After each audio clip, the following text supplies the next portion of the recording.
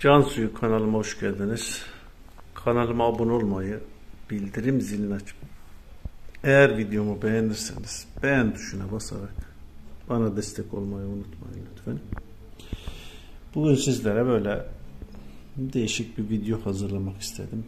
Her zaman kürler paylaşıyoruz. Sonra orkide çoğaltma ile alakalı, orkide köklendirme ile alakalı şeyler paylaşıyoruz. Bugün de sizlere böyle evimdeki orkidelerimi tanıtacağım ve kullandığım değişik saksı çeşitlerini göstereceğim. Şimdi öncelikle şöyle göstereyim. Bu kullandığım saksı normal aldığımız saksı, yani normal orkide saksısı. Her tarafta bulabileceğiniz bir saksı. Bakın şöyle yakından göstereyim. Aslında bu bir saksı değil. Bu saklama kabı.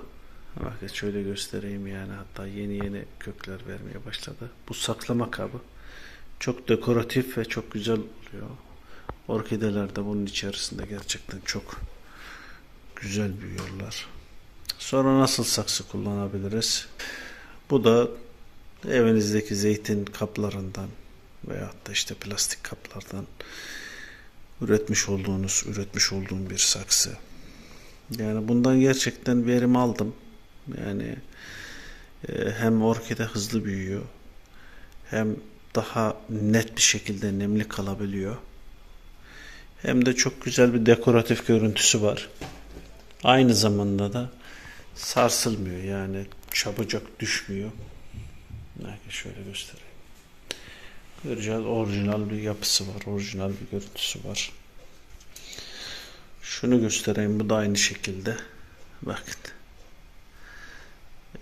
Yani. Görüyor musunuz? Çiçeğin güzelliğine bakın. Evet. Harika. Saksı da bu şekilde delikler açtım, küflenmesin, nemli şey yapmasın diye, kötü olmasın diye.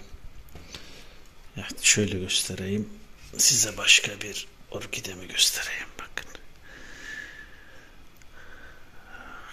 Daha büyüyecek yani. Daha ikili 4, 5, 6 tane daha açacak. Bu da normal saksı. Böyle bunlara size atmış olduğum kürlerden aynı şekilde bunlara da veriyorum yani. Evet, şöyle göstereyim. Bu da benim diğer bir orkidem. Bunun saksısı da aynı şekilde hazır saksı. Bunlarda dikkat edeceğiniz bu yani. Bakın.